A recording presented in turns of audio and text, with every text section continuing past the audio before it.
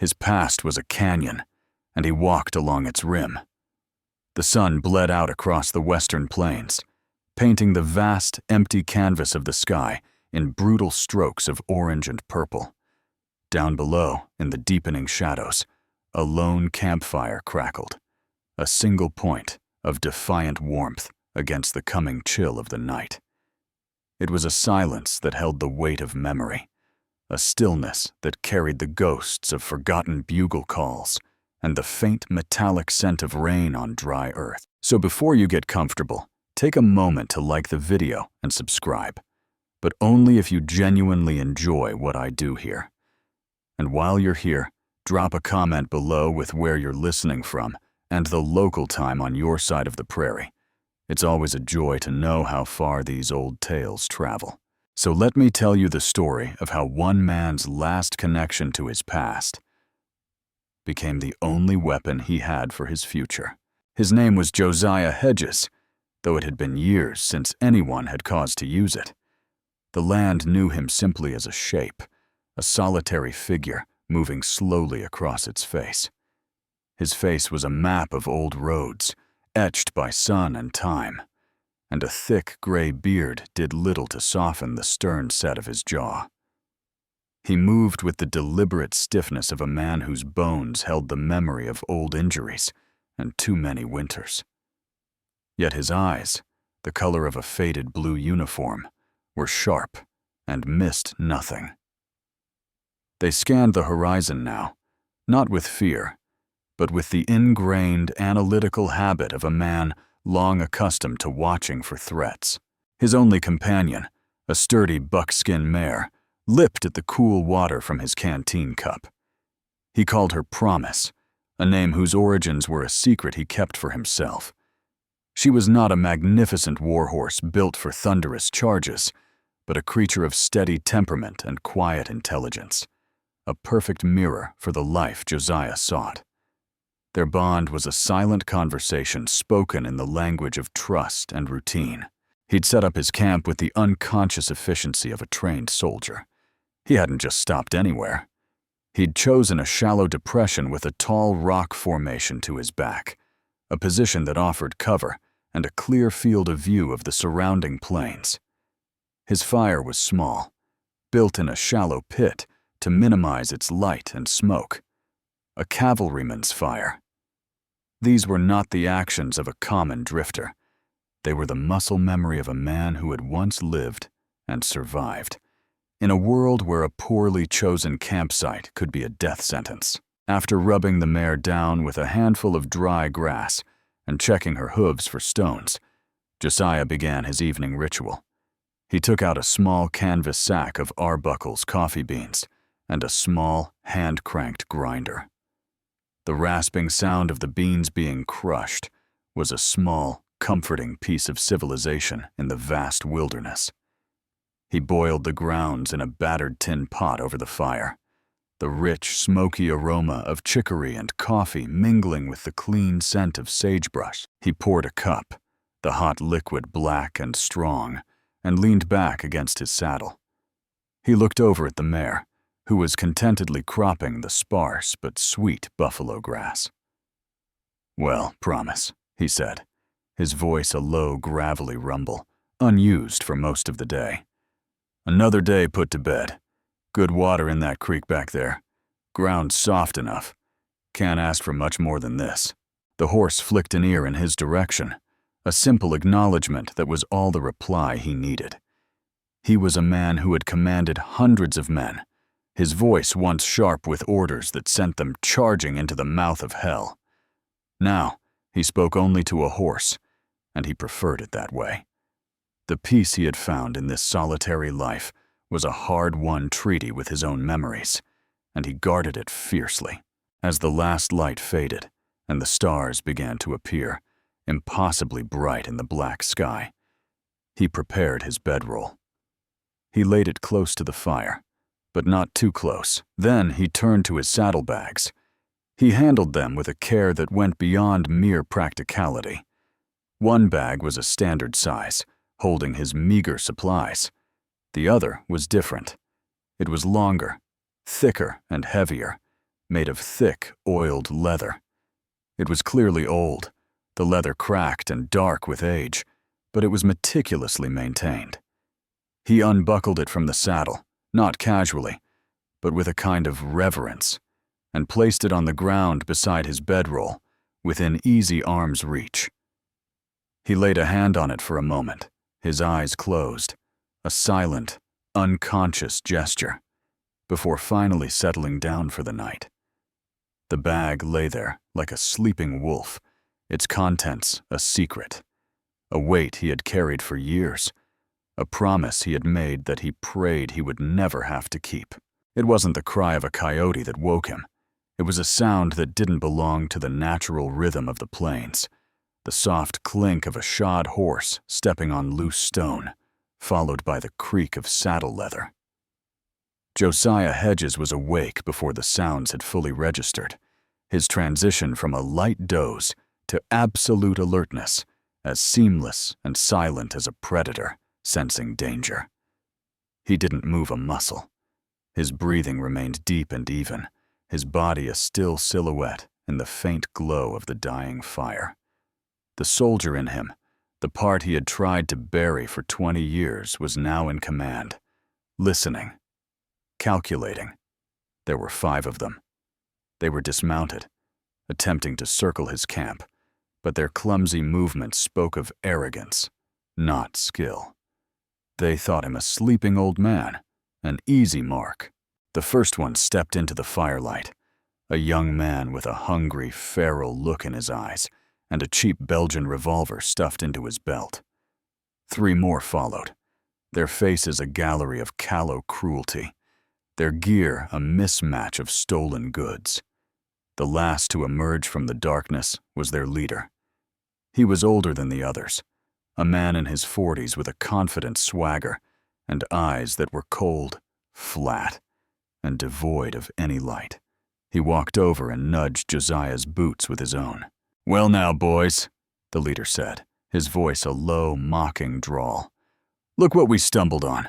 A grandpappy sleeping out under the stars. Wake up, old-timer. You've got company." Josiah opened his eyes slowly, feigning a groggy confusion. He pushed himself up on one elbow, his gaze moving from one armed man to the next. He let his eyes linger on their weapons, noting the mix of old cap and ball relics and newer, poorly maintained cartridge revolvers. He registered their positions, the distances, the lines of fire. His mind, honed by countless life or death calculations, assessed the situation in a fraction of a second. The odds were impossible. His own pistol was wrapped in his bedroll, a lifetime away. The long, heavy saddlebag was closer, but it was not a weapon for this kind of fight. To resist was to die. "What do you want?" Josiah asked, his voice the raspy sound of a man clinging to a fragile piece. The leader chuckled, a humorless sound. "That's a friendly question. I'm Jedediah Kane, and we want everything you've got, which, looking at this sad little camp, ain't much." His men snickered, spreading out to rummage through Josiah's meager possessions. They kicked over his coffee pot, scattering the last of the precious grounds into the dirt. They tore open his small food sack. Josiah watched them, his face a stony mask, but inside, a cold, dormant rage began to stir. These were not desperate men stealing to survive. They were vultures, enjoying the act of desecration, their power over a helpless victim. This was a form of evil he recognized all too well. "The horse boss," one of the younger thugs said, pointing to where Promise stood, nervously shifting her weight in the darkness just beyond the fire. Kane's cold eyes lit up as he appraised the mare. "Ah, yes, a fine piece of horseflesh. Sturdy. Looks like she can travel." He gestured with his gun. "Take her." As one of the men moved toward Promise, grabbing her lead rope, the horse shied violently, pulling back with a nervous snort. She trusted only one man, and these men smelled of cruelty. "Easy with her," Josiah said, the words slipping out before he could stop them. a plea that was both for the horse and for the last remnants of his peaceful life. She's all I have left. The admission of sentiment was a fatal mistake. It was a vulnerability, and men like Cain fed on vulnerability. He turned back to Josiah, a wide, predatory grin spreading across his face. "Well, old man, that's where you're wrong," he said with theatrical pity. "Now, she's all we have left." The laughter of the gang was sharp and ugly under the vast, indifferent stars. They saddled Promise, strapping Josiah's own worn saddle onto her back. They gathered his saddlebags, including the long, heavy one that Josiah's eyes followed with a hawk-like intensity. He remained still, his hands in plain sight. He had made his decision. He would survive this. He would let them go. The horse was just a horse. The gear was just gear. This was the price of peace. But as he watched them swing his treasured saddlebag, the one thing he truly could not bear to lose, onto the mare's back, he knew he was lying to himself. With their plunder secured, Cain walked back over to Josiah, who was still sitting on the ground. The other men were mounted, ready to ride, their faces illuminated in a shifting tableau of firelight and shadow. "No hard feelings, Granddad," Cain said, his voice dripping with false sincerity. "It's a hard country for old men." Josiah didn't respond. He just looked up at Cain, his faded blue eyes holding a look of such profound contempt that it momentarily wiped the smirk from the outlaw's face. Annoyed by the old man's refusal to show fear, Cain's face hardened. In a swift, brutal motion, he swung the barrel of his pistol, striking Josiah across the temple. The world exploded in a flash of white-hot pain. Josiah crumpled sideways into the dust. The last thing he heard, the receding, triumphant laughter of the gang and the fading hoofbeats of his own beloved horse, carrying away the last vestiges of his quiet life. 10 miles away, where the plains buckled into a series of shallow, rocky canyons, the laughter of cruel men echoed in the darkness. Jedediah Cain and his gang had made camp, their fire large and careless, a beacon of arrogance in the vast, empty night. The whiskey bottle was passed around, each man taking a long pull, their spirits high from the ease of their conquest. They were celebrating their power, the simple, brutal truth of the predator. Josiah's horse, Promise, stood tethered to a scrubby mesquite tree, her eyes wide and unsettled by the loud voices and the smell of these strange, violent men. "I'll say this for the old coot," slurred a lanky outlaw named Cletus, wiping his mouth with the back of his hand. "His horse is a damn sight better than his larder. Barely a day's worth of grub, and not 2 bits to rub together. He spent all his money on that sad-looking saddle," another chimed in, kicking at the worn leather object of Josiah's pride. Cain, leaning back against a rock, took a slow drink from the bottle. He was enjoying the moment, savoring the feeling of a successful hunt. He was a man who believed the world was divided into 2 simple groups, wolves and sheep. He had proven, yet again, which one he was.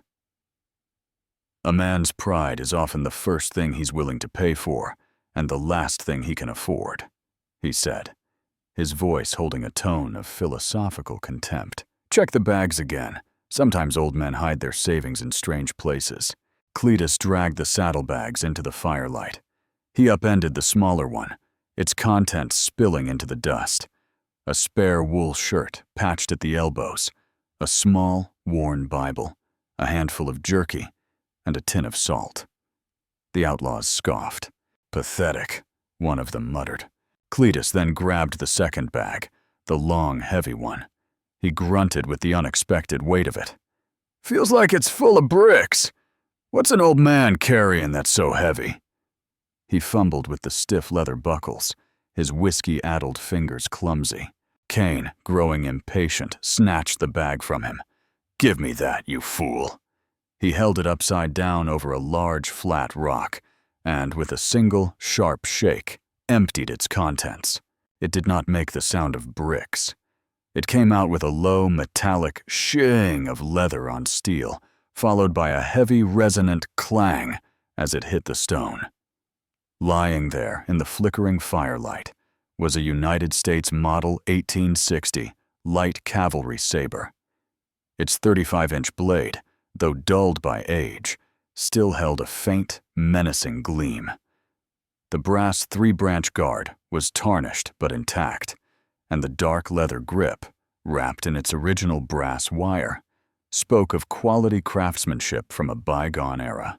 For a moment the outlaws were silent, stunned by the incongruity of the object. Then, Cletus let out a braying laugh. "Well, I'll be," he howled. "It's a sword, a pig sticker. You think the old man was going to challenge us to a duel?" The rest of the gang joined in, their laughter echoing off the canyon walls. In their world of six-shooters and repeating rifles, a blade of this size was a comical absurdity. It was a relic, a fossil from a forgotten time. They couldn't comprehend a world where this was a primary weapon, a world of cavalry charges and brutal close-quarters combat. "Maybe he thought he was one of them knights in a storybook," another outlaw jeered. Kane silenced them with a raised hand. He bent down and picked up the saber, his own curiosity piqued. He was no historian, but he could feel the weapon's surprising balance, the heft of it in his hand. This was no cheap piece of tin. It was a serious instrument of war. He could almost feel the history humming within the steel. But it was a history he despised. It represented an old world of discipline, of armies, of causes and loyalties, all things he, as a creature of pure, selfish impulse, held in contempt. He saw the old man in his mind's eye, a relic himself, clinging to this obsolete piece of metal as a reminder of a time when he mattered. The image solidified his own sense of superiority. He had not just defeated a man, he had defeated an entire era. "An old soldier's last toy," Kane said, a cruel smirk playing on his lips. He gave the saber a clumsy, mocking swing through the air. Probably the only thing he had left from his glory days. He decided then and there. This was a trophy more satisfying than any amount of gold. It was a symbol of his power over the past. "I'm keeping it," he announced to his men. "A reminder of how the world works now. The wolves eat the old lions and pick their teeth with their bones." He tossed the heavy saber carelessly onto his bedroll. The blade, once held with reverence and carried into the mouth of cannons, landed with a dull thud in the dirt, its honor now in the hands of a man who had none. It was an act of supreme desecration, and it was a mistake that would unravel them all. The first thing to return was the pain, a hot, throbbing spike behind his right eye where the pistol barrel had struck him. The second was the silence. It was a profound and absolute emptiness that was vastly different from the peaceful quiet of the evening before. The gentle chewing of his horse, the soft crackle of the fire, all of it was gone, replaced by the low, mournful whisper of the wind across the plains. Josiah pushed himself up, his head swimming, the world tilting on a dizzying axis. The fire was a circle of pale, cold ash. His saddle, his supplies, his bedroll, all gone. He was alone. He got to his feet, every muscle screaming in protest, and a name escaped his lips, a ragged croak in the pre-dawn chill. Promise? The wind was his only answer. The emptiness where she had stood was a physical void, a hole torn in the fabric of his world. For a long moment, the sheer, crushing weight of his loss settled upon him. He was an old man, injured, without food or water, stranded in the vast, unforgiving expanse of the Llano Estacado. It was a death sentence. The temptation of despair was a sweet, cold poison, whispering to him to simply lie back down, to let the desert claim him, to finally rest. His quest for a peaceful life had led him here, to a lonely death under an empty sky. Then, another image pushed through the pain and the grief. The face of Jedediah Cain, the cruel, mocking smile. He heard the echo of their laughter as they rode away with the one creature he loved. He saw, in his mind's eye, his father's Bible being kicked into the dust, and he felt the phantom weight of the long leather saddlebag, the one that held the repository of his honor, now in the hands of men who had none. The grief began to burn, the edges of it hardening, transforming from a crushing weight into a core of pure, cold, incandescent rage. It was an old, familiar feeling, an emotion he had tried to bury with the dead of Shiloh and Antietam. But it was still there, and it was the only thing that could save him now. He turned his attention to the ground. The soldier's eye, the scout's instinct, took over. The trail was laughably easy to read. 5 horses, one of them shod in the particular way he himself had done. Promise. They were heading due west, towards the scattered homesteads and dusty outposts that dotted the edge of civilization. Towards a town he knew was on the map, a place called Redemption's Hope. For a healthy rider, it was a journey of 2 days. For a man on foot without water, it was an impossible pilgrimage. He did not hesitate.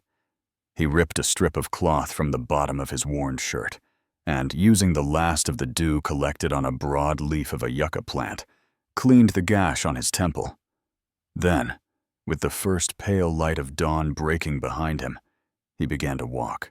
The sun rose, and the Llano Estacado revealed its true nature. It was not a desert of picturesque dunes, but a featureless, table-flat sea of scorched grass and baked earth, stretching to a horizon that never seemed to get any closer.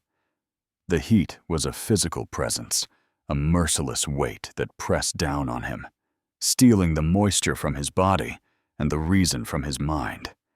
His thirst became a living thing, a fire in his throat. His lips cracked, and the dust of his own passage coated his tongue. By midday, he was stumbling. The world shimmered and warped in the heat haze. He saw mirages, cool, placid lakes that vanished as he approached, shady groves of cottonwoods that dissolved into the relentless glare. His body screamed for him to stop, to surrender to the coming darkness. He fell to his knees, his head hanging, the rage that had propelled him now sputtering like a dying candle. It was too much. The journey was too long, his body too old. He knelt there in the dust, defeated. And in that moment of absolute surrender, the memory came to him, not of the pain or the loss, but of the saber itself. He saw it as if it were in his hand, the weight of it, the familiar feel of the wire-wrapped grip, the way the light caught the fuller running down the blade. He remembered the promise he had made to his dying colonel as he'd pressed the saber into Josiah's hand, to carry it with honor, to never let it fall into disgrace. He saw Cain's face, sneering as he called it a pig sticker. He imagined it being used to chop kindling, to pry open a crate, its sacred purpose desecrated by a man who understood nothing of what it represented. The dishonor of that image was a splash of icy water in the furnace of his despair. It was an insult that transcended the theft of a horse or the threat of his own death. It was a violation of his very soul. He pushed himself back to his feet, his body screaming in protest. The pain was still there. The thirst was still afire. But now they were just fuel. His walk was no longer a desperate attempt to survive. It was a march. Each step was a beat in a drum of vengeance. He was no longer a victim left to die. He was a hunter on the trail, and he would not stop until he had reclaimed the promise he had made, both to his horse and to his past. He didn't walk into Redemption's Hope so much as the desert finally spat him out. He was a specter of sun and dust, his clothes torn, his skin blistered, his lips cracked and bleeding. The handful of townsfolk who saw him materialize from the shimmering heat haze stopped and stared. They were accustomed to seeing men broken by the frontier, but this was different. This was a man who looked like he had walked through hell and had not yet decided if he'd come out the other side. He ignored their stares, his faded blue eyes fixed on the one building that represented order in this dusty outpost, the marshal's office. The town itself was aptly named, for it seemed to be built on the last, flickering embers of hope. It was little more than a single dusty street lined with a few heat-blasted adobe buildings, a saloon with silent bat-wing doors, a general store whose windows were clouded with grime, and the squat, unadorned structure with the words "Marshal" painted crookedly above the door. It was a town clinging to the edge of a vast, indifferent emptiness. Josiah pushed the door open and stumbled inside, the sudden cool darkness of the room making his head swim. The office was sparse, smelling of stale coffee, old paper, and the metallic scent of a lone rifle sitting in a rack on the wall. Behind a battered wooden desk sat a man, his face as weary and eroded as the landscape outside. He was methodically polishing a simple tin star with his right hand. His left sleeve was empty, neatly pinned to his shoulder in the manner of a man long accustomed to his loss. The one-armed lawman didn't look up immediately. He finished his task, his focus absolute, before finally lifting his gaze. His eyes were gray and tired, the eyes of a man who had seen too much and believed in too little. "Help you?" the marshal asked, his voice flat, devoid of curiosity or concern. "I need to report a robbery," Josiah rasped, his throat raw. He leaned against the doorframe for support, the last of his strength failing him. 5 men, 2 days east of here. They took my horse, all my supplies." The marshal, whose name was Elias Vance, sighed. It was a long, slow exhalation of pure weariness. He gestured with his thumb toward a bucket of water in the corner.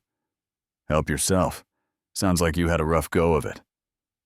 The offer was practical, not compassionate. It was the offer one makes to a problem they want to quickly resolve and send on its way. Josiah gratefully drank from the dipper, the cool water a shock to his system. After a long moment, he turned back to the lawman. "Are you going to form a posse?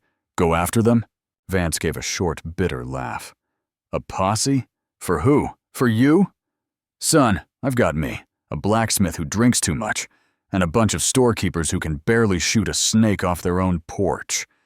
5 men, you say? That's not a posse, that's a funeral procession. Horses get stolen. Men get robbed.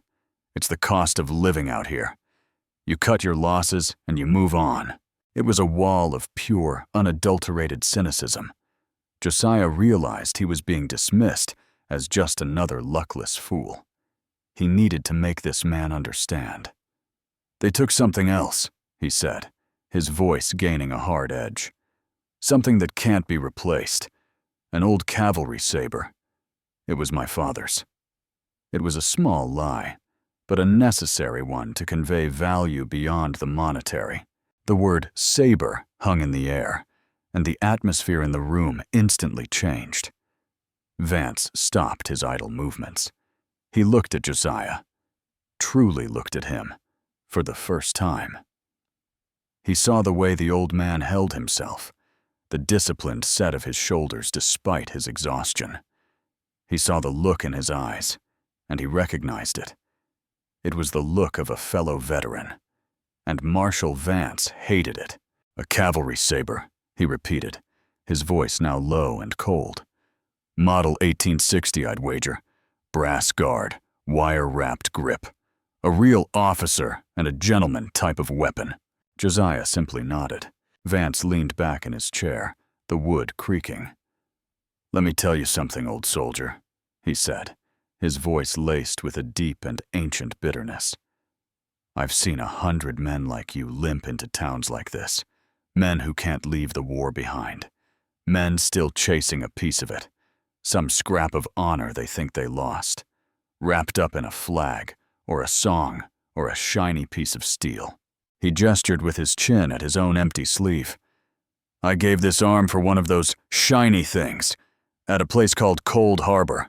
I watched thousands of good men get cut to pieces for nothing more than a general's pride. And you know what I learned?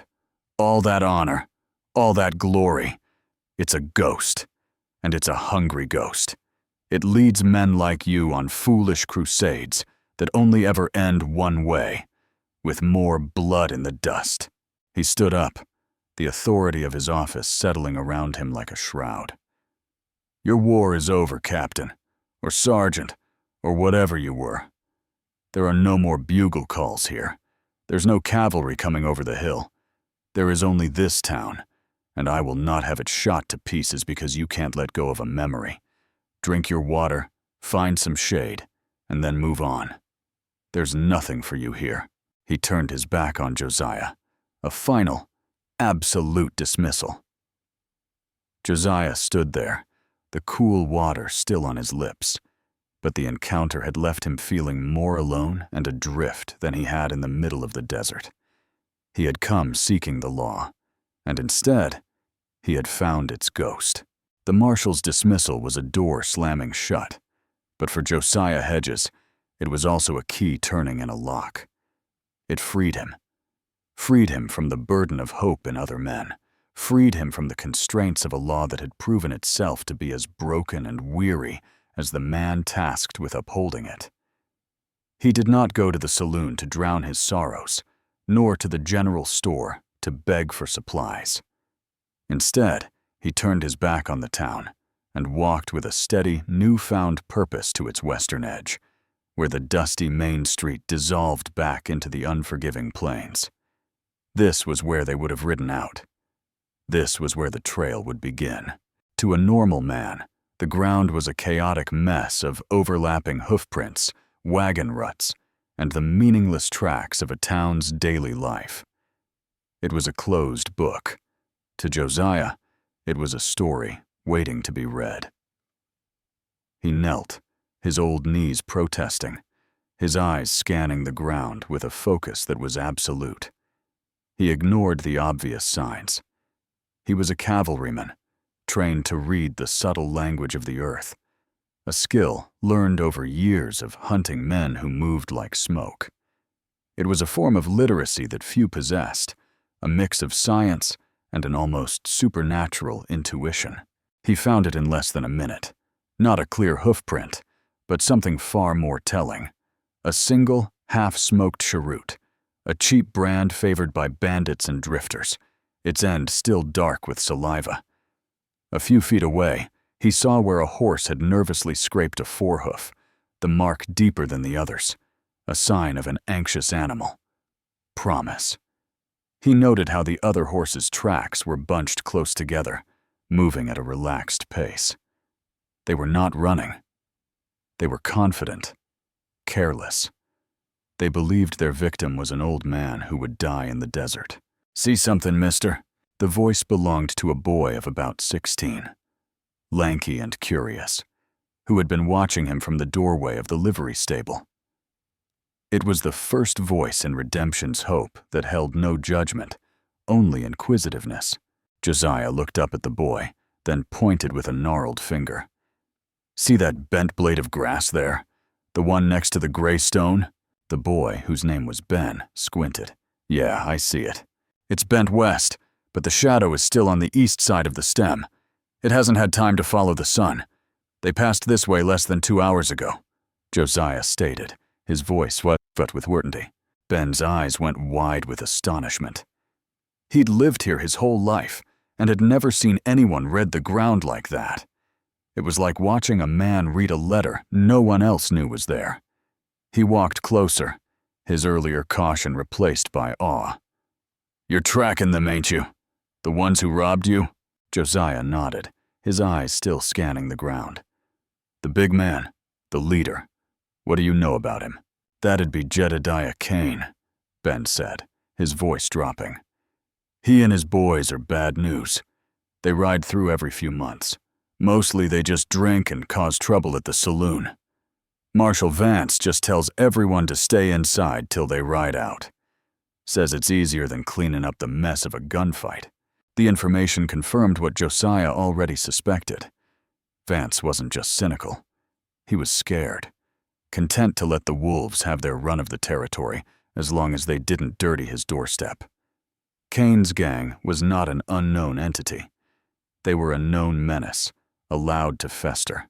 Josiah found what he was looking for next, the tracks of Kane's own horse. He noted a small, V-shaped chip in the print of its left hind hoof, a unique signature. Then he saw something else. "He's dragging that leg," he murmured, more to himself than to the boy. "Slightly. Puts more weight on the right. The horse is starting to go lame." This was the kind of detail that won skirmishes and saved lives. It meant they couldn't move as fast as they wanted to. It was a weakness. It was a thread he could pull to unravel them. He stood up, a plan solidifying in his mind, a cold, hard piece of military strategy. He looked at the trail Kane's gang was taking, a wide, easy path that would likely follow the sparse waterholes. And then he looked beyond it, to the rugged, broken line of mesas shimmering in the distance. It was a harder route, waterless and treacherous, but it was a straight line. It was a shortcut. He was done following. He was going to intercept. He was reawakening the part of himself that knew how to move like a ghost, to use the land itself as a weapon. He was no longer just a victim pursuing his stolen property. He was a predator, flanking his prey. The years of peace he had cultivated were a thin layer of dust on a core of tempered steel. The wind was blowing the dust away. He turned to the boy, a flicker of something almost warm in his tired eyes. "You've been a bigger help than your marshal, son. Keep your eyes open."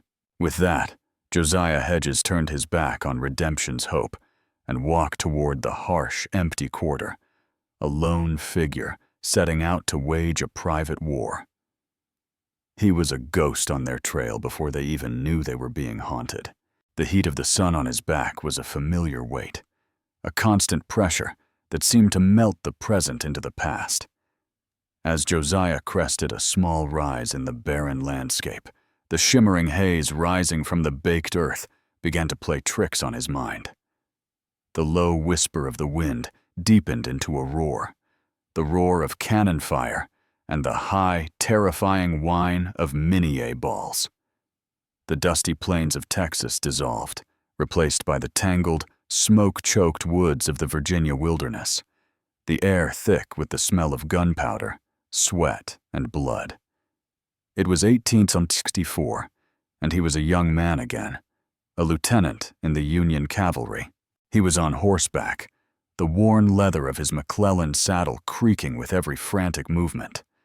All around him was the disciplined chaos of a cavalry skirmish, the thunder of hooves on damp earth, the sharp crack of Spencer repeating carbines, the guttural shouts of men urging their mounts forward through the dense undergrowth. Leading the charge was Captain Miller, a man whose courage was as bright and unwavering as the saber he held aloft, its blade flashing in the dappled, smoky sunlight. Josiah rode at his right hand, his own heart a frantic drum against his ribs. His world narrowed to the captain's back and the glint of Confederate bayonets in the trees ahead. They were trying to flank a stubborn infantry position, a hornet's nest of seasoned veterans who had dug in behind a line of fallen trees. It was brutal work, a meat grinder of a fight where horses screamed and fell, and the woods echoed with the sounds of dying men. Captain Miller was their anchor, his voice a clarion call of encouragement above the din. "Steady, boys! Close with them! For the Union!" It happened in an instant. A volley of rifle fire erupted from a hidden position on their left flank. The world became a storm of lead. Josiah saw the man next to him, thrown from his horse as if by an invisible hand. He saw Captain Miller jolt in the saddle, a look of shocked surprise on his face. The captain's saber, held high only a moment before, faltered. He slumped forward, the reins falling from his grasp. Josiah reacted on pure instinct, grabbing the bridle of the captain's horse and dragging it, along with its dying rider, behind the relative cover of a massive, overturned oak tree. The battle raged on around them, a world of noise and violence. But here, in this small pocket of stillness, time seemed to slow. Josiah eased his captain to the ground, seeing the dark, wet stain spreading across the front of his blue wool coat. The wound was mortal. They both knew it. "Josiah," Miller gasped, his breath ragged, his voice a faint shadow of its former strength. He fumbled with the buckle of his saber belt. "Take it." "No, Captain," Josiah said, his own voice choked with grief and denial. "You'll carry it yourself. We'll get you back to the surgeon." A bloody smile touched Miller's lips. "No time, Lieutenant. No time." He pushed the heavy saber and its scabbard into Josiah's hands. The brass guard was still warm. "It was my father's. He carried it in Mexico. It has never seen disgrace." His eyes, growing cloudy, fixed on Josiah's. "The boys, they need a leader now. They trust you. Lead them. That's an order." He gripped Josiah's arm with what little strength he had left. "Promise me, son," he whispered, his voice urgent. "Promise me you'll carry it with honor. And when this God-forsaken war is finally over, don't let it become just another piece of rusty steel hanging on a wall. Don't let it become a ghost. Let it stand for something, for the good men who fought beside it." Before Josiah could answer, a grizzled sergeant scrambled over to their position. "Lieutenant Hedges, we're taking heavy fire. What are your orders, sir?" The word "sir" struck Josiah like a physical blow. The weight of command, the lives of 50 men, had just been dropped onto his shoulders. He looked from the sergeant's desperate face to his dying captain, who gave a final, faint nod of encouragement. There was no time to mourn. There was only duty. Josiah squeezed the captain's hand. "I promise," he said, the words a sacred oath sworn amidst the chaos. He scrambled to his feet, the unfamiliar weight of the captain's saber heavy and awkward in his hand. He looked out at his men, their faces turned to him, waiting, uncertain. He took a deep breath, pushed down his grief, and found his voice. "Remount! We'll swing wide and hit them from the south. To me. Charge!" The vision faded. The roar of battle receded, replaced once more by the low whisper of the Texas wind. He was an old man again, standing alone on a sun-scorched plain. But the memory had done its work. It had rekindled the fire in his soul. This was not a quest for a horse. It was not a quest for a piece of steel. It was a quest to keep a promise made to a dying man, an oath to uphold the honor of the good men who had fallen, and he would walk through hell itself to see it done. 2 days later, a figure reappeared on the edge of redemption's hope. It was Josiah Hedges, but he was a different man from the broken victim who had staggered in before. The desert had stripped him of all but his essence, and what remained was not despair, but a core of pure, unyielding resolve. His eyes, though sunk deep in his sun-darkened face, burned with a cold, clear light. He did not go to the marshal's office to renew his futile plea. He did not go to the saloon.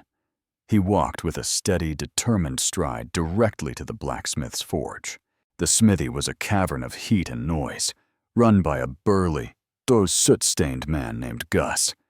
He was in a foul temper, hammering angrily on a piece of iron that refused to take the shape he desired. He barely glanced up as Josiah entered, the old man's frame silhouetted against the harsh sunlight. "I need a horse," Josiah said, his voice quiet but firm, cutting through the ringing of the hammer. Gus stopped his work and turned, wiping sweat from his brow with a thick forearm. He gave Josiah a contemptuous look, recognizing him as the drifter the marshal had dismissed. "Do you now?" he grunted. "And what are you planning on paying with? Good intentions?"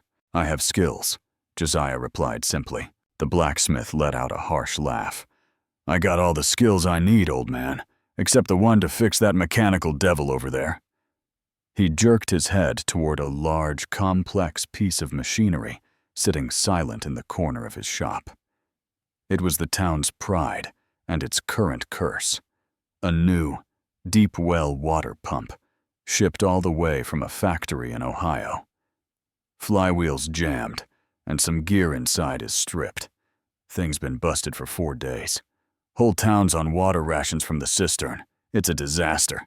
Josiah walked over to the silent machine. It was a beautiful, intricate piece of engineering.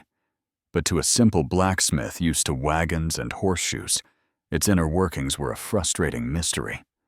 Gus watched, expecting the old man to stare blankly and move on.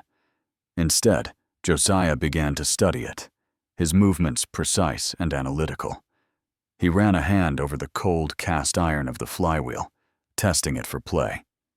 He peered into the complex array of gears and pistons, his brow furrowed in concentration. It was the way a surgeon might examine a patient. "The flywheel isn't jammed," Josiah said after a long silence, his voice confident. "The main drive cog has slipped its timing. The shear pin on the cam follower has snapped. It's designed to do that to prevent the whole engine from seizing. It's a failsafe." Gus stared at him, his hammer hanging forgotten in his hand. The words, drive cog, cam follower, shear pin, were a foreign language. But the certainty with which Josiah spoke was unmistakable. This was not guesswork. "You've got an old roan gelding in your corral," Josiah continued, turning to face the stunned blacksmith. "He's got a few good years left in him. I will repair your pump.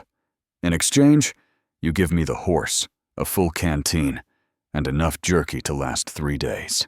The offer was audacious, a horse for a few hours' work. But the town's need was desperate.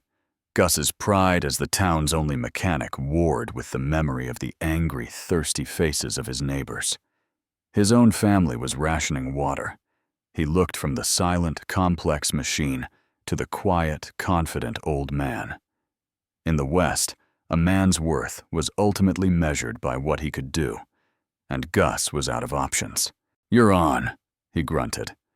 "But if you make it worse, so help me, you'll be hauling buckets from the creek till the good Lord calls you home." For the next 2 hours, the blacksmith shop was transformed from a place of brute force into a classroom of applied physics. Josiah did not just fix the machine, he orchestrated its repair.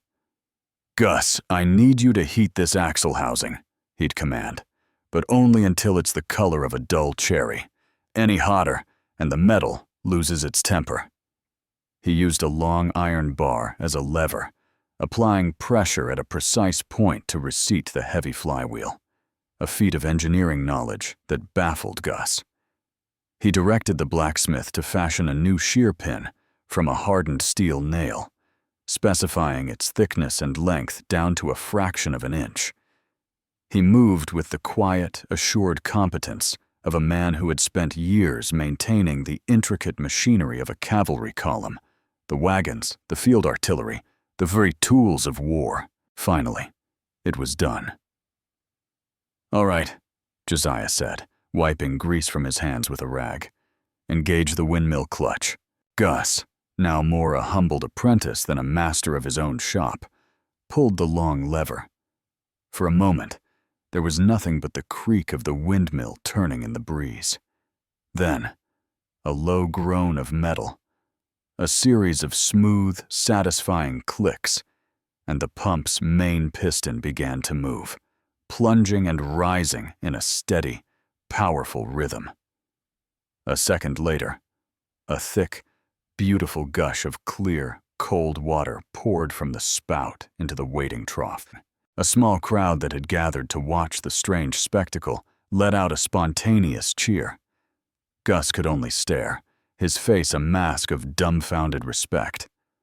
Without a word, he turned, saddled the roan gelding, and filled the largest canteen he owned to the brim. He returned and handed the reins to Josiah, along with a heavy sack of jerky that was far more than 3 days' worth. The deal was for 3 days, Josiah pointed out. Consider it a bonus, Gus mumbled, unable to quite meet the old man's eyes. For the lesson. Josiah had what he needed. He had a horse, he had supplies, and he had earned them with the skills the world thought it no longer needed. He was ready to resume the hunt. For Jedediah Kane and his men, the memory of the old man was already a fading anecdote, an amusing story to be told over a bottle of cheap whiskey. 4 days had passed since they'd left him for dead, and with every mile they put between themselves and that lonely campfire, their arrogance grew. They were deep in the Badlands now, a maze of sun-blasted canyons and rocky mesas where the law was a rumor and God seemed to have run out of ideas. They felt untouchable. Their conversation was a lazy river of boasts and crude plans, mostly centered on the money they'd get for selling the fine buckskin mare. "I tell you, we ride to Tascosa," Cletus said, dealing a fresh hand of greasy cards onto an upturned saddle. "They got saloons there that'll make your eyes water. Women, whiskey, and faro tables as far as you can see. Tascosa's full of rangers and hard cases," another outlaw, a stout man named Boone, grumbled. "Too much risk. We should head south, toward the border." Kane listened, a smirk on his face. He let them argue. They were fools, but they were his fools. Their small minds were occupied with whiskey and women, while his was already planning their next score. The world was full of old men and easy marks. It was a simple equation of taking what you wanted before someone else did. This belief in the virtue of strength, in the right of the predator, was the core of his philosophy. Honor, history, promises. These were just weaknesses, sentimental traps for men not smart enough to see the world for what it was. Promise stood tethered nearby, her head low. They had ridden her hard, and her coat was matted with sweat and dust. They had given her little water and poor grazing. They saw her not as a living creature, a partner, but as a commodity, an object to be used and discarded. Her mistreatment was a casual symptom of their deeper nature. As evening approached, Cletus was sent to gather firewood. He returned a few minutes later, empty-handed and sullen, holding the splintered handle of a camp axe. "The head flew off the damned thing," he complained. "Flew off into a ravine. We got no way to chop wood for the fire." The gang grumbled. A cold camp was an unpleasant prospect. Kane sighed, annoyed more by their incompetence than the actual problem. His eyes scanned the messy campsite, looking for a solution. They settled on the long, leather-wrapped object lying next to his bedroll.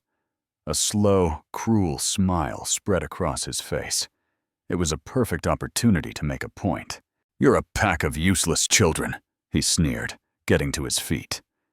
He walked over and picked up the Cavalry Saber. He drew the long, heavy blade from its scabbard, the steel whispering as it came free. He held it up, letting it catch the last rays of the setting sun. Boone, the stout outlaw, shifted uncomfortably. "You sure about that, boss? That's well, it ain't an axe." There was a flicker of superstitious unease in his voice. The saber was an object outside his experience, an artifact with a palpable history that made him nervous. "It's a piece of steel, Boone," Kane retorted, his voice full of contempt for the man's hesitation. "It's meant to cut things. The old world is dead. Its tools are ours to use as we see fit." He strode over to a large, gnarled piece of dead mesquite wood. He spat on his hands, gripped the saber's wire-wrapped handle with both hands, and swung it like a clumsy axe. The sound was sickening. It was not the clean thwack of a tool designed for the job. It was a jarring, ugly clang of fine, tempered steel, honed for the singular purpose of a cavalry charge, crashing against the unyielding wood. A visible nick appeared in the blade's elegant curve. The men fell silent, watching their leader. Cain, his jaw set with stubborn pride, swung again and again. Clang, clang, thwack. With each blow, the saber, a weapon that had been carried with honor in the Mexican-American War and had tasted battle at Brandy Station, was being brutally violated. Its keen edge was being chipped and scarred. Its noble purpose was being desecrated for the mundane task of chopping kindling, a deliberate act of contempt from a man who believed the past was something to be mocked and broken. He finally managed to hack off a few splintered chunks of wood, enough for their fire. He stood breathing heavily, a triumphant sneer on his face. He had proven his point. He had bent a symbol of the old world to his will. He tossed the abused saber back into the dirt, its scarred blade now a testament to his own ignorant power. It was the ultimate insult, an act of sacrilege against a ghost he didn't even know he was fighting. And miles away, riding his new roan through the fading light, Josiah Hedges spurred his horse onward, an unseen instinct, a cold dread in his soul, telling him he was running out of time. The desert that had almost been Josiah's grave now became his greatest ally. While Cain and his men followed the easier, more predictable trail that wound from one muddy waterhole to the next, Josiah took the hard path. He pushed the roan gelding he'd earned through the treacherous, waterless mesas, a shortcut that only a man with an intimate knowledge of the land and a desperate purpose would dare to attempt. It was a grueling ride, a silent testament to the endurance of both man and beast, but after a day and a half of punishing travel, he had achieved his goal. He had outflanked them.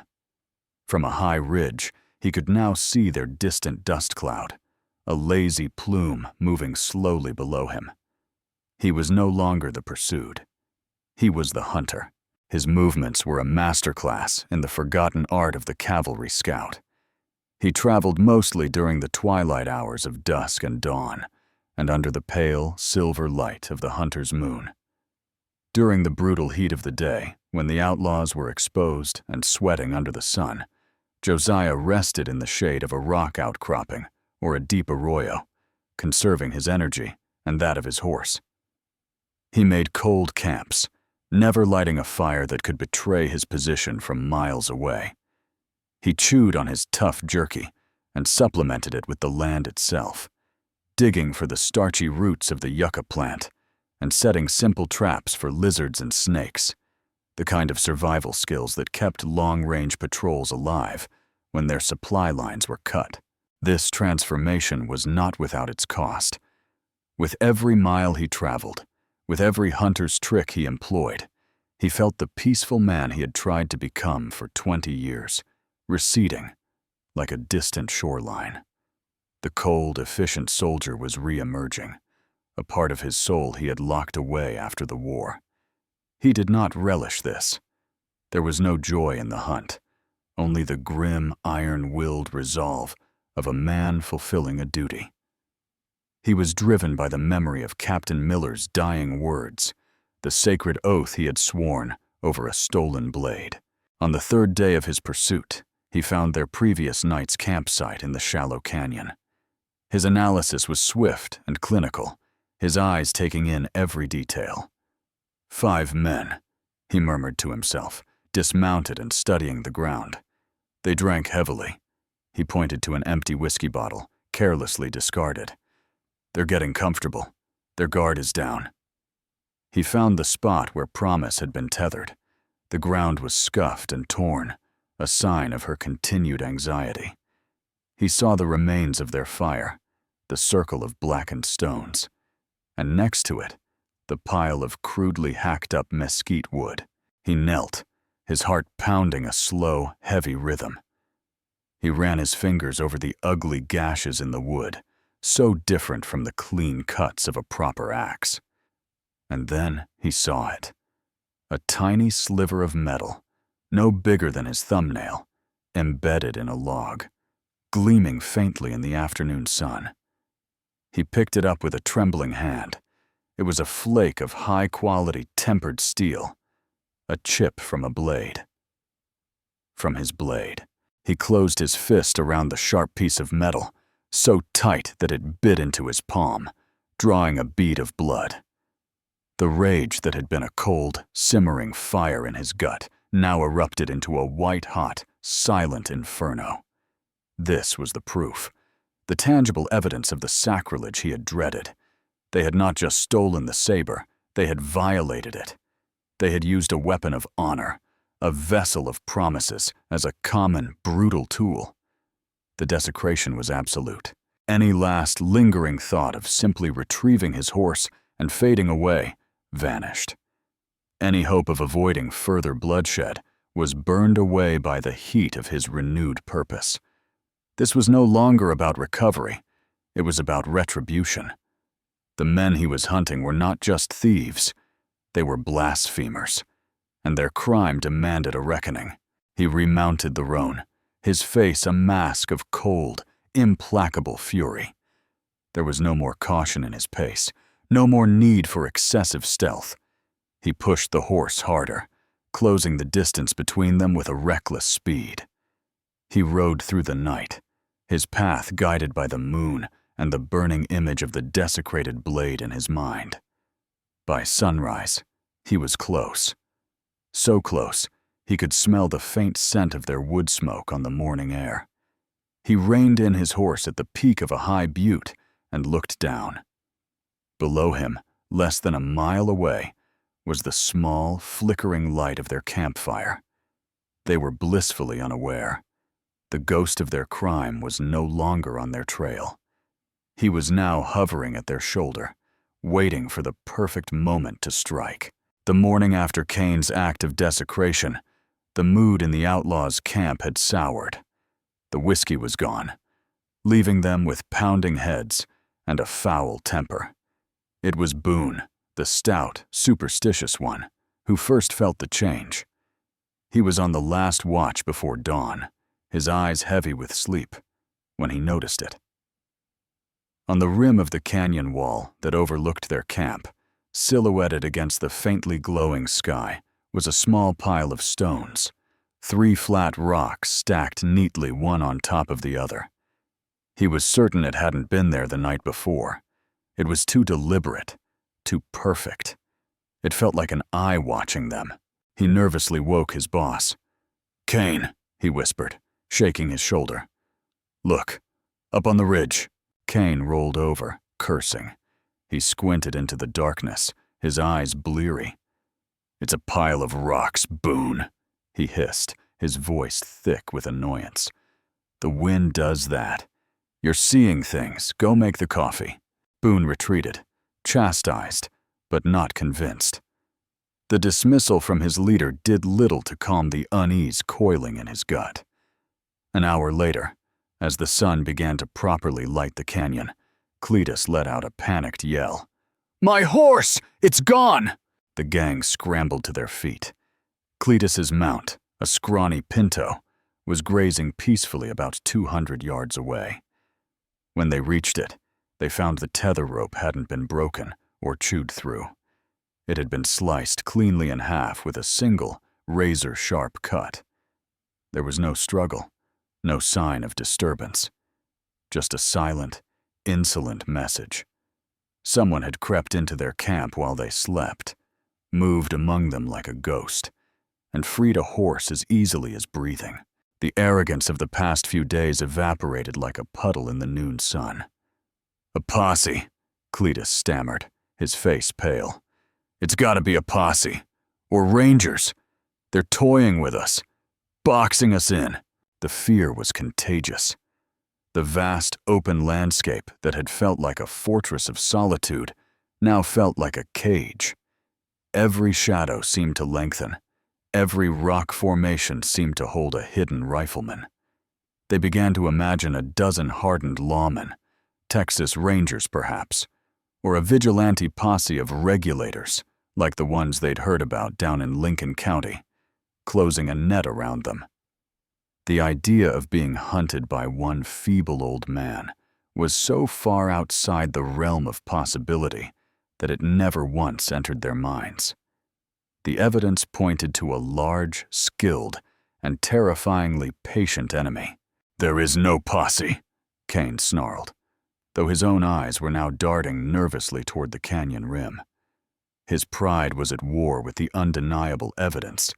He had been the one to guarantee their safety, to mock the old man, to declare their path clear.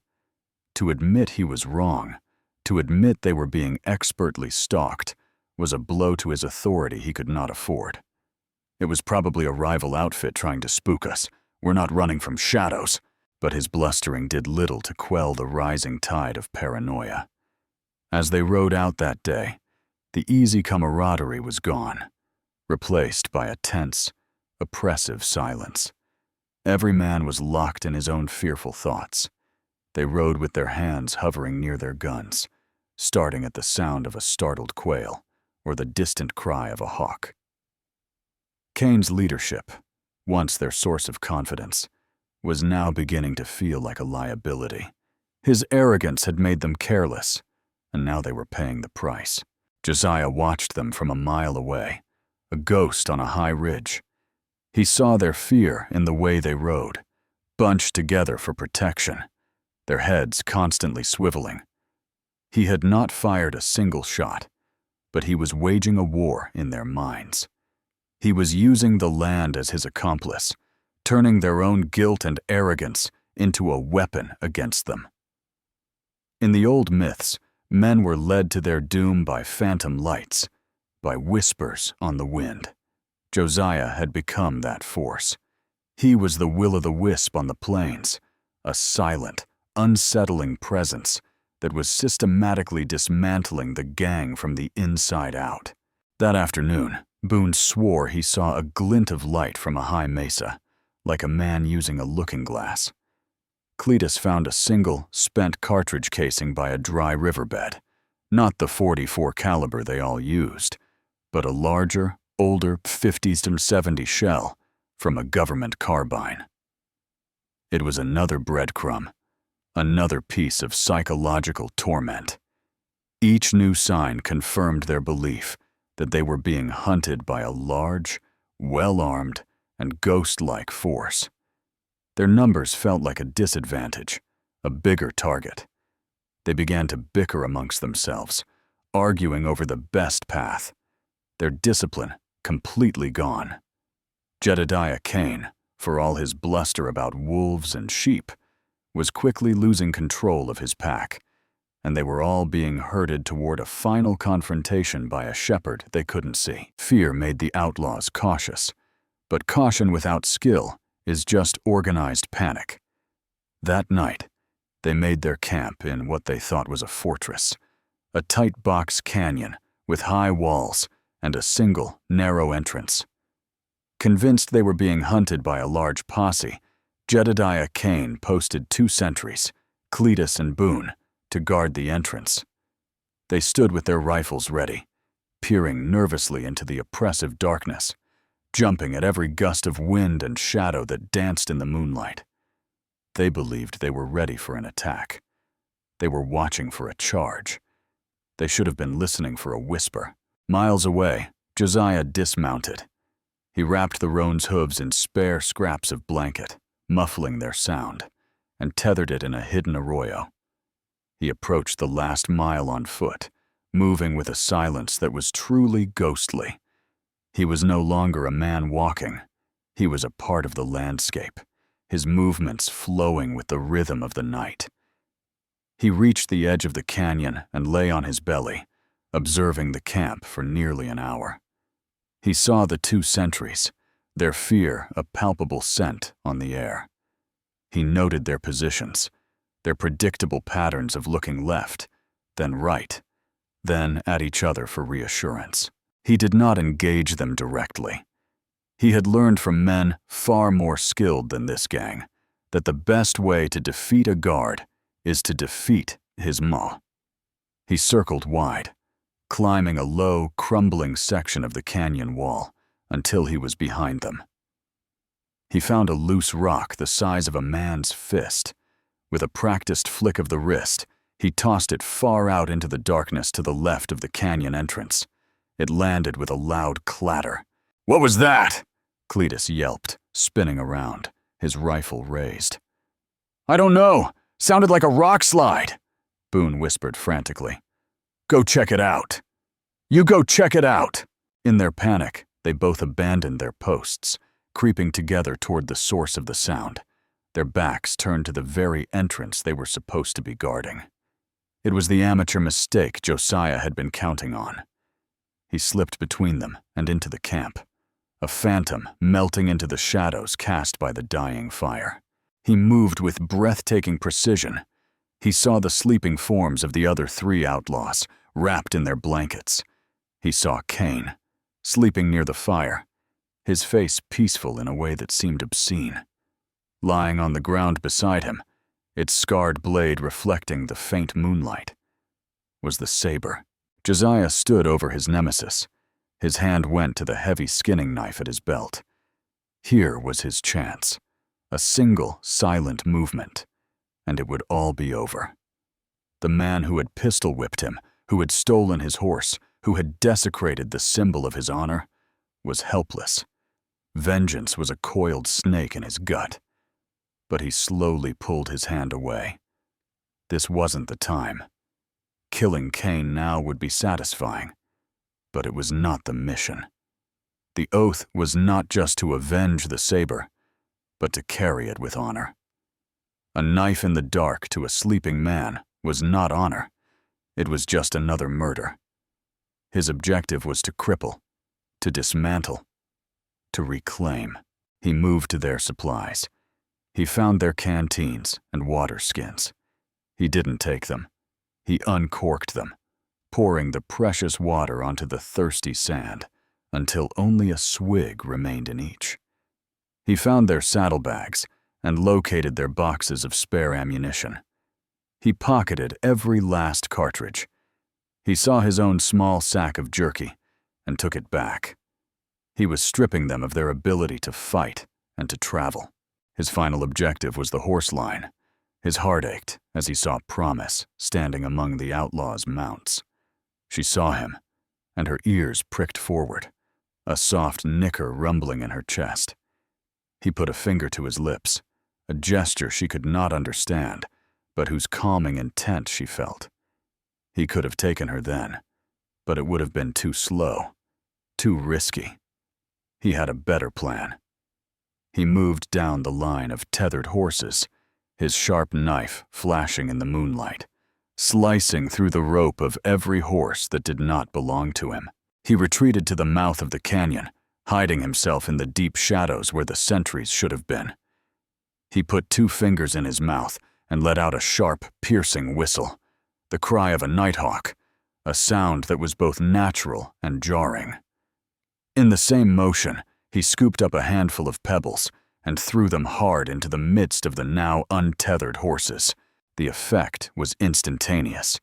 The already nervous animals, startled by the sound and the sting of the pebbles, bolted. The canyon funneled their panic into a single, thundering stampede. They poured out of the entrance and scattered in every direction into the dark, empty plains. The outlaws awoke to the thunder of hoofbeats and a cloud of dust, grabbing for guns they would soon find they had no ammunition for. They stumbled out of their bedrolls to see their horses vanishing into the night, to find their canteens empty and their supplies raided. They were afoot, disarmed, and stranded. Boone and Cletus came running back, their faces white with terror, babbling about ghosts in the darkness. Cain stood in the center of the chaos, a look of pure, dumbfounded fury on his face. The unseen posse, the ghostly force that had been hunting them, had finally struck. And it had left them utterly, hopelessly, crippled. From the ridge, Josiah watched them, a grim satisfaction on his face. The tables had not just been turned. They had been smashed to pieces. For 3 days, Marshal Elias Vance told himself he had done the right thing. He sat in his dusty office, performing the mundane rituals of a frontier lawman, cleaning his revolver, sorting through old notices, staring out at the heat shimmer rising from the street. He told himself the old soldier was a fool, a ghost chaser whose quest for a forgotten piece of honor was a personal problem, not the town's. He had seen too many good men die for foolish pride, and his dismissal of Josiah Hedges was, he rationalized, an act of preservation. He was preventing a bloody gunfight from spilling into his town. But despite his best efforts, the memory of the old man's eyes, the quiet resolve, the flicker of contempt, lingered like a stubborn ghost in the corner of the room. His carefully constructed cynicism was first challenged by a boy. Young Ben, the stable hand, came by on the second day, ostensibly to deliver a message, but his real purpose was to talk about the tracker he'd witnessed. "Marshal, I ain't never seen anything like it," Ben said, his voice full of the earnest excitement of youth. "He read that ground like it was the Sunday paper. He knew how many there were, how fast they were going, even that one of their horses was going lame. Just by looking at the dust. It was like magic," Vance grunted, feigning disinterest. "That's enough, boy. Sounds like you've been reading too many dime novels. Get back to your work." But the boy's words were a small stone dropped into the still pool of his conscience. He knew Ben wasn't a liar. The real blow to his certainty arrived on the 4th day, in the form of an old, half-starved prospector who stumbled into town leading a lame mule. The man's name was Silas as well, a common enough name, but the coincidence made the hair on Vance's arm stand up. The prospector, with wild eyes and a beard caked with alkali dust, collapsed into the chair opposite the marshal's desk, begging for a drink and a moment's protection. "They're mad out there, Marshal. Plumb loco," the prospector rasped, after gulping down half a canteen of water. "Been in these hills 40 years, never seen the like." "Who's mad?" Vance asked, his voice betraying his annoyance. He suspected this was just another case of prairie madness, a mind cracked by too much sun and solitude. "That gang! Kane's bunch," the prospector exclaimed. "I stumbled on their camp yesterday, thought my time had come for sure, but they didn't even seem to see me.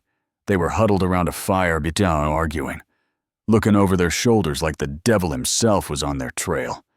They looked like they hadn't slept in days." Vance leaned forward, his interest piqued despite himself. "What were they spooked about?" "Ghosts," the old man said, his eyes wide. "They kept talking about a ghost that was hunting them. Said it was taking them apart, piece by piece. Said it cut their horses loose in the middle of the night, left them afoot. Stole their water, took their spare ammunition right out of their bags. Didn't kill none of them.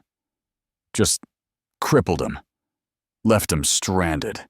The marshal sat back, a cold feeling spreading through his chest. This wasn't the work of a rival gang. Outlaws fought for plunder. They killed for it. They didn't engage in psychological warfare. They didn't steal ammunition and pour out water. That was the work of a soldier, a scout, someone trying to disable an enemy, not just rob them. "Their leader, Kane," the prospector continued, his voice dropping to a conspiratorial whisper. "He was the craziest of the lot, ranting and raving about a cursed sword he'd picked up. Said the thing carried a demon on its edge, and it had brought a haunt down on them all." The words hit Vance like a physical blow. A cursed sword. He saw Josiah's face in his mind, heard his own dismissive, bitter lecture. He remembered Ben's description of the old man's almost supernatural tracking skills. The pieces of the puzzle began to slam into place with a terrifying, undeniable logic. The ghost-hunting Kane's gang wasn't a posse. It wasn't a rival outfit. It was the one solitary old man he had scorned and sent away to die. The man he had dismissed as a relic was systematically dismantling a gang of 5 hardened killers, using their own fear as his primary weapon. The sheer audacity of it, the sheer, brilliant competence, was staggering. Vance felt a profound and unfamiliar emotion welling up inside him, a mixture of awe and a deep, burning shame. He had looked at Josiah Hedges and seen a reflection of his own painful past, another broken soldier clinging to ghosts. He had failed to see the truth. He had seen a victim, when he should have seen a weapon. He thanked the old prospector, gave him a few coins for a meal, and sent him on his way. He sat alone in his office for a long time, the silence pressing in. He looked at his own empty sleeve, a symbol of his own surrendered fight. Then he looked at the open doorway, imagining the determined old soldier walking back out into the wilderness alone. Elias Vance had spent 20 years believing that honor was a fool's game that only led to death. He was now faced with the chilling, humbling possibility that he had been wrong, and that the ghost he had sent away was now enacting a form of justice more pure and terrible than any he could have delivered himself. In the marshal's office in Redemption's Hope, Elias Vance was haunted by the prospector's words. A cursed sword. He saw it as the ramblings of a sun-addled mind, a folktale born of fear. But he was wrong. The saber was not cursed, but it was heavy with history. And its story began not in the mud of Virginia, but 2 decades earlier, under the blistering sun of Mexico. The heat was oppressive, the air thick with black powder smoke and the smell of fear. It was May 9th, 1846, at the Battle of Resaca de la Palma.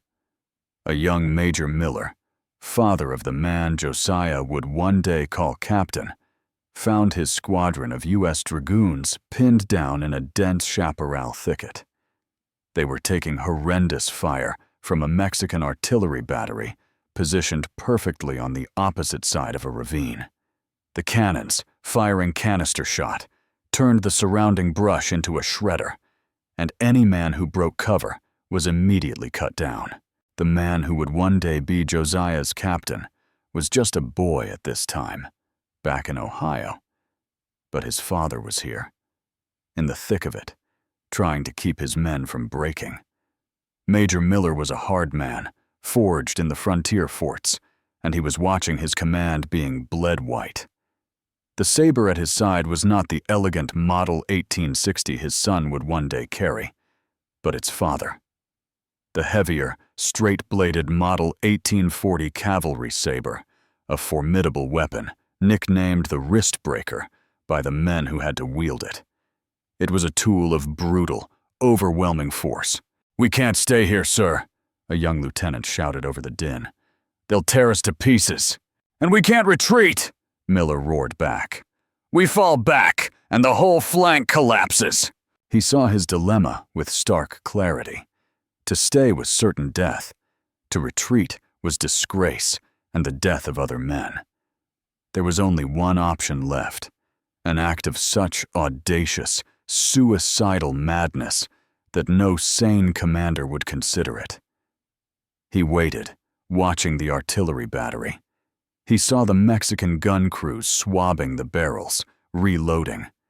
He saw the momentary lull, the brief window of opportunity. It was now or never. "Dragoons!" he bellowed, his voice cutting through the chaos. "Draw sabers!" His men looked at him, their faces a mixture of terror and disbelief. He ignored them, drawing the heavy wrist breaker from its steel scabbard. The blade seemed to drink the harsh sunlight. "We are going to charge those guns, straight down their gullets. For the Republic and for Texas, charge!" He spurred his horse from the thicket, the powerful animal leaping into the open. For a heartbeat, his men hesitated, stunned by the insanity of the order.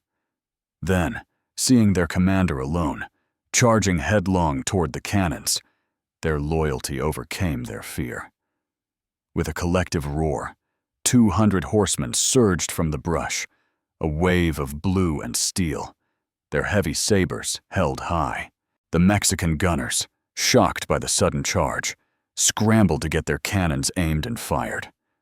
One cannon fired a round of canister that ripped a bloody hole in the American line, but it was too late. The dragoons were upon them. What followed was a maelstrom of brutal, close-quarters combat. The American horsemen crashed into the line of Mexican lancers sent to protect the guns.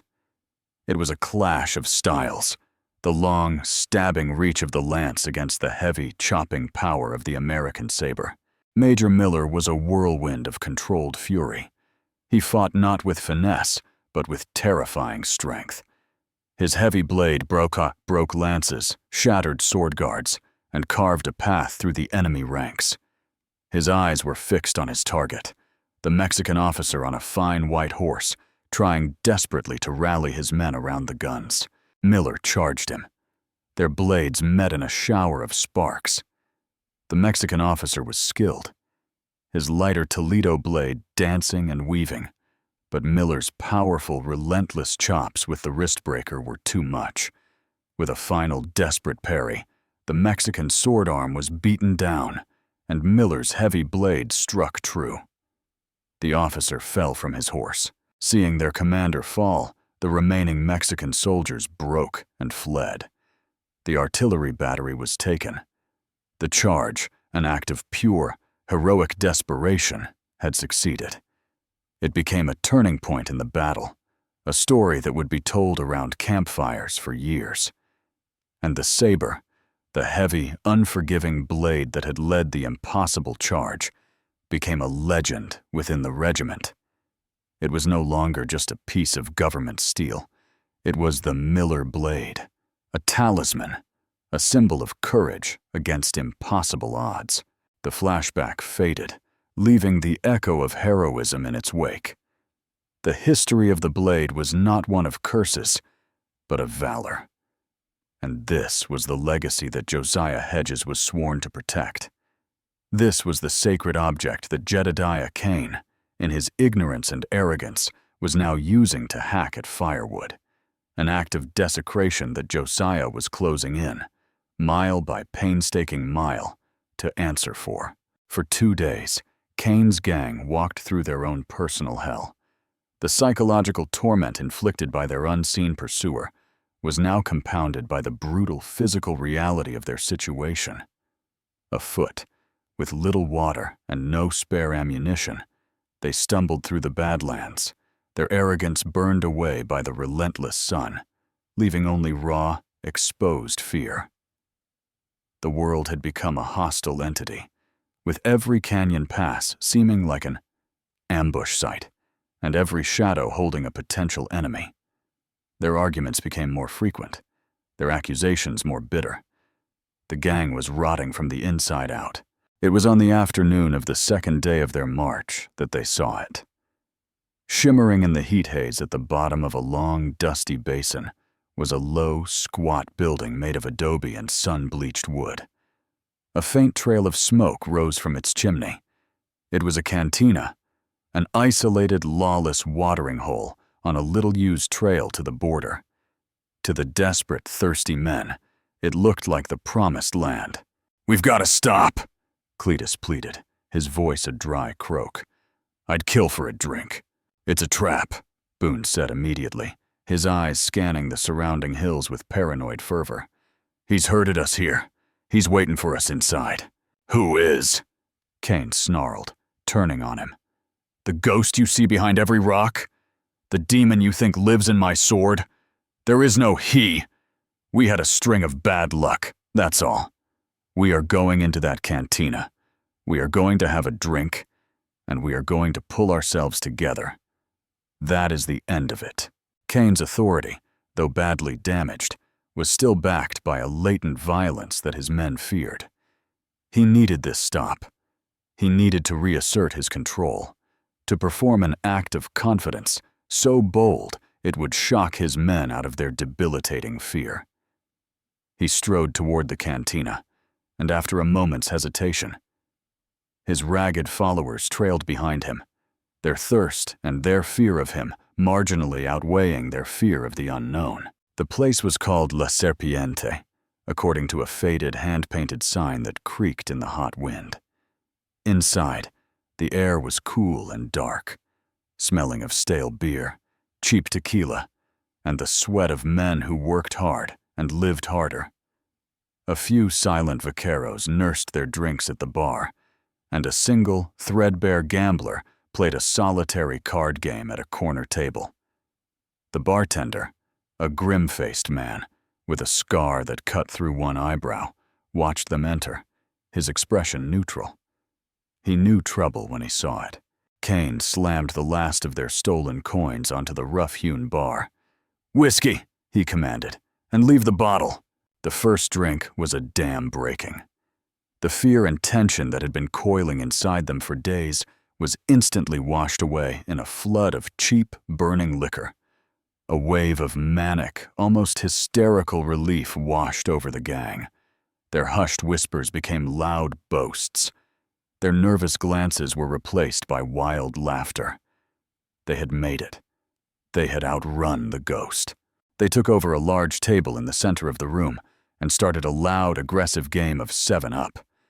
Kane was the most boisterous of all, his laughter echoing in the small room. It was a desperate performance.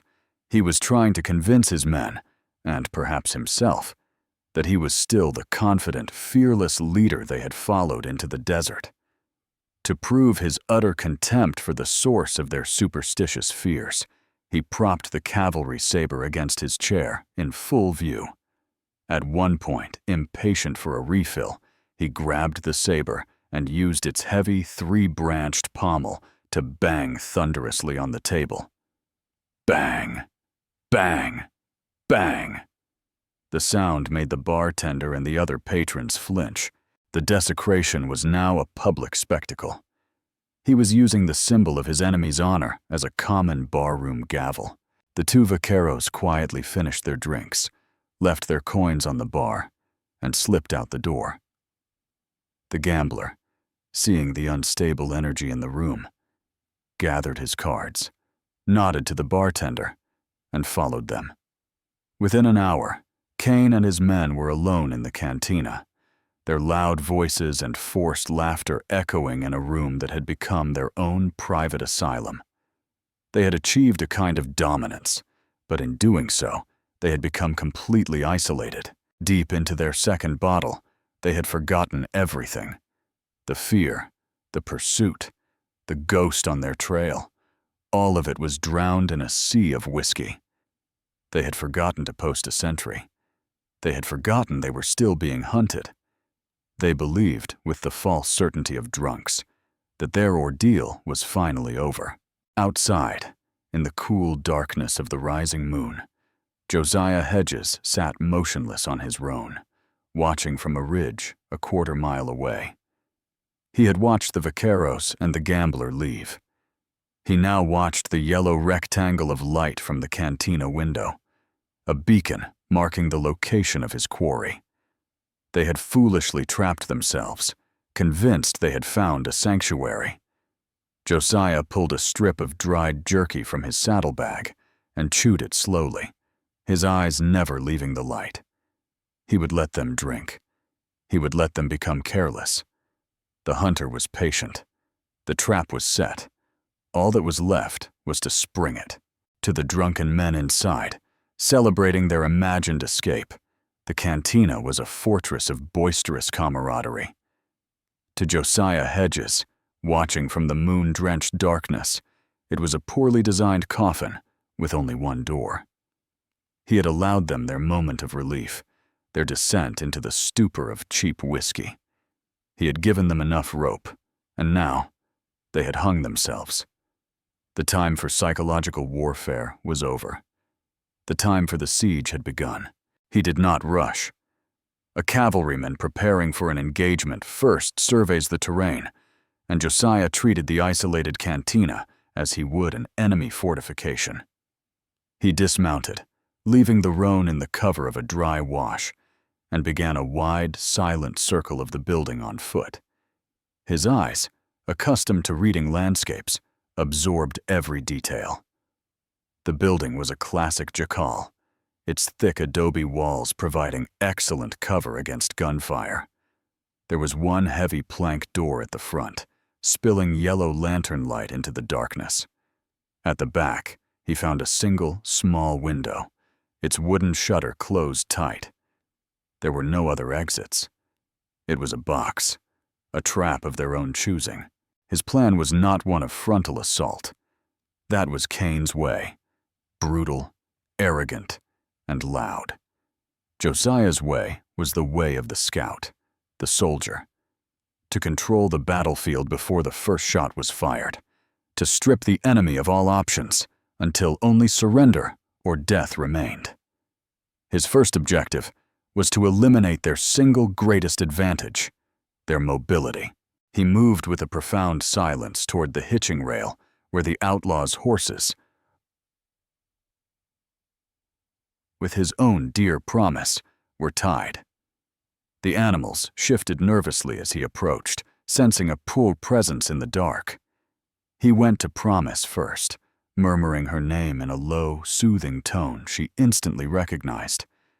He stroked her neck, calming her, and his heart ached with a fierce, protective love. He untied her lead and silently led her away from the others, hiding her in the deep shadows of the wash, where his own horse waited. She was safe. Then he returned for the others. He could have scattered them, sent them stampeding into the night as he had done before. But that would be noisy. Instead, he simply untied each horse from the rail, one by one. He gave the lead horse a gentle slap on the rump, and with a few soft clicks of his tongue, he herded the small band away from the cantina, pointing them toward a patch of sparse grass a quarter-mile away. They wandered off, grateful for the freedom, their departure making almost no sound. In less than 10 minutes, Cain and his men were afoot, and they didn't even know it. His next move was to seal the trap. He crept to the rear of the building, to the small, shuttered window. The latch was on the inside, but the wooden shutter was flimsy. He unslung the lariat from his saddle. It was not a tool for roping cattle, but a vital piece of military equipment. With the practiced skill of a man who had secured artillery on pitching wagons, he looped the rope around the shutter, passed it through a gap in the weathered wooden beams of the wall, and cinched it tight, anchoring it to a deeply set support post. The back window was now barred, impossible to open from within. Their fortress was now a prison with a single exit. The final piece of his strategy was choosing his own position. He did not place himself directly in front of the cantina's door. That was an amateur's mistake, a duelist's folly. He was not here for a fair fight. He was here to administer a reckoning. He scanned the area and found what he was looking for, a jagged cluster of dark, weathered boulders about 30 yards from the cantina, situated to the left of the main entrance. The position was perfect. It offered him impenetrable cover, shrouded him in deep shadow, and gave him a clear, diagonal line of sight to anyone stepping through the front door. They would be silhouetted by the light from within, a perfect target, while he remained all but invisible. With his preparations complete, a profound and terrible calm settled over him. He checked the load in the simple but reliable revolver he had acquired in town. He settled in behind the rocks, his body becoming one with the stone and the shadows. He did not feel the chill of the night air. He did not feel impatience. He felt only the immense, cold weight of his purpose. He was a veteran soldier who had laid a perfect siege upon an unsuspecting enemy. The battle would begin on his terms, at the time of his choosing. All he had to do now was wait. He watched the light from the door, a silent, patient judgment in the dark. Inside the cantina, the world had dissolved into a warm, blurry haze of cheap whiskey and self-congratulation. Cletus was telling a loud, rambling story. Boone was laughing so hard he was crying, and Jedediah Cain had his dusty boots propped up on the table, a king on a throne of filth. The Cavalry Saber, his trophy of contempt, lay beside him, its scarred blade dull in the lantern light. They were safe. They were celebrating. Crack. The sound was a whip crack of reality in their drunken stupor. The single lantern hanging from a ceiling beam exploded in a shower of glass and oil, plunging the room into a disorienting, murky darkness. The only light now was the pale, ghostly moonlight filtering through the open doorway. The laughter died in their throats. "What in the hell was that?" one of them whispered into the sudden, suffocating silence. "Bottle probably just popped from the heat," Cain slurred, trying to project a calm he did not feel. His hand, however, had instinctively found the grip of his revolver. "Cletus, you're the youngest. Go earn your keep. See what that was." Cletus, emboldened by drink, but terrified of the sudden darkness, stumbled to his feet. He grabbed a fresh bottle of whiskey from the bar, as much for courage as for thirst, and lurched toward the doorway. He poked his head out, his eyes trying to pierce the gloom. Crack! The second shot was impossibly swift, impossibly accurate. The bottle in Cletus's hand did not just break, it vaporized. A fine mist of whiskey and razor-sharp glass sprayed his face. He shrieked, a high, thin sound of pure terror, and scrambled backward on all fours like a crab, convinced he'd been shot. "It's him!" he screamed, his voice hysterical. "The ghost! He's out there! He's waiting for us!" "Shut up, you sniveling coward!" Cain roared, though a cold dread was now seeping past the edges of his drunken haze. "There's no ghost! Boone, check the back window. We'll slip out the back and circle around on whoever that is." Boone, glad for any order that took him away from the terrifying open doorway, fumbled his way through the dark to the rear of the cantina. He found the small window shutter and pulled on the latch. Nothing happened. He threw his considerable weight against it. It was like shoving against a solid wall of adobe. It didn't budge. He felt along the edges, and his fingers brushed against the tight, unyielding pressure of a rope. "It's barred!" he yelled, his voice cracking with dawning horror. "It's tied shut from the outside. We're trapped! He's trapped us in here!" The 5 outlaws were no longer in a sanctuary. They were in a cage, and the hunter was outside. This was the breaking point. The carefully constructed myth of their safety shattered, and the paranoia that had been simmering for days erupted into open mutiny. Boone, his face a mask of superstitious terror, turned on his leader. "This is your doing, Cain," he accused, his finger shaking as he pointed at the saber on the table. "It's that sword. It's cursed. You brought its devil down on us. We should have never taken it." "He's right," Cletus chimed in, wiping whiskey from his eyes. "It's bad medicine. We're all gonna die in here because of your pride." Cain's authority, already hanging by a thread, snapped. His world was one of physical dominance, and his fear now manifested as rage. With a snarl, he lunged at Boone, pistol whipping him across the face with a vicious blow that sent the big man sprawling to the floor, unconscious. "I said shut up!" he screamed at the remaining men, his chest heaving, his eyes wild. But it was too late. They were no longer looking at him as a leader. They were looking at him as the architect of their doom. The gang had finally, irrevocably, broken. It was into this tableau of fear and infighting that a new sound emerged, a voice from the darkness outside. It was not a shout. It was calm, cold, and carried an unnerving authority that cut through their panic like a razor. Jedediah Cain, the sound of his name, spoken so plainly from the night, made Cain freeze. "You have something that belongs to me," the voice continued, steady and implacable. "You desecrated it. Now you will return it. Your horses are gone. Your water is gone. Your ammunition is mine. This is over. You will come out, one by one, with your hands empty. The boy comes first. Send out Cletus. Josiah was not asking.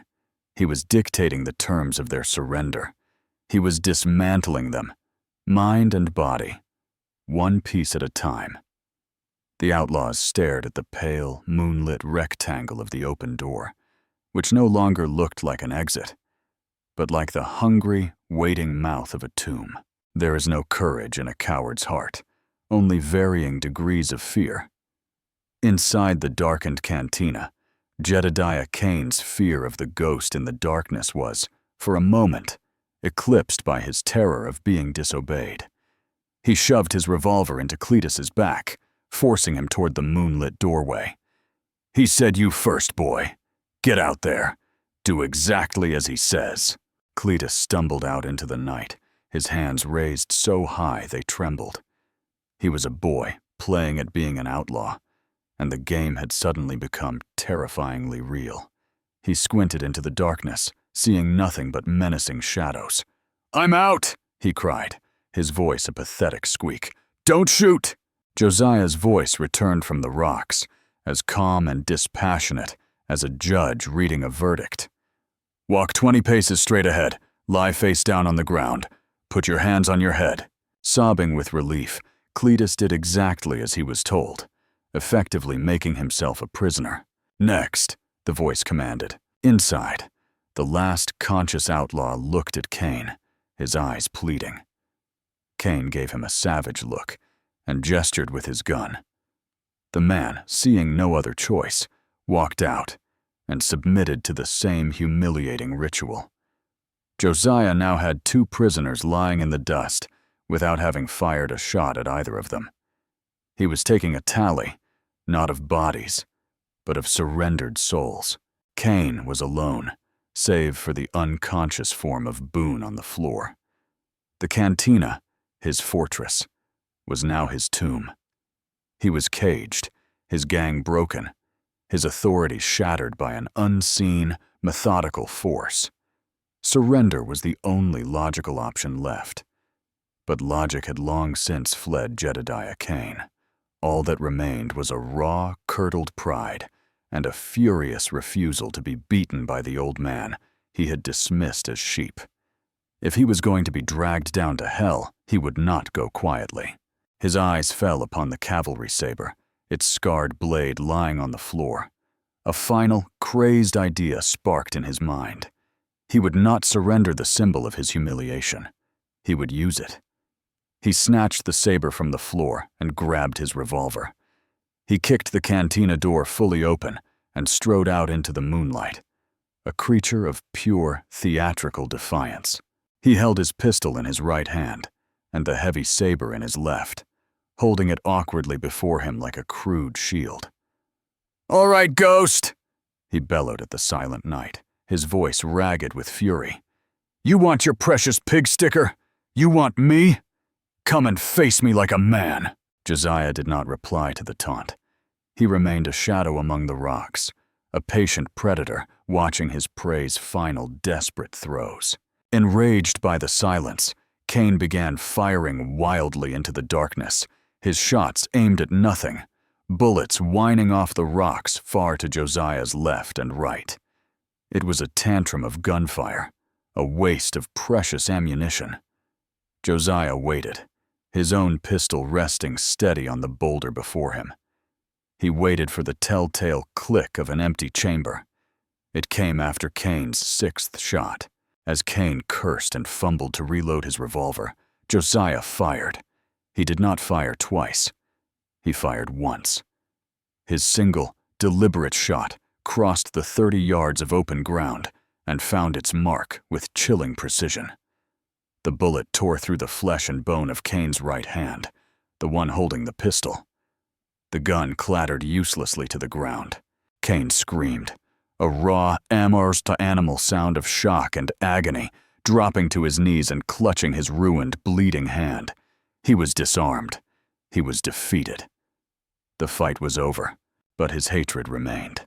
He glared into the darkness, his face a contorted mask of pure malice. He looked at the heavy saber still clutched in his left hand.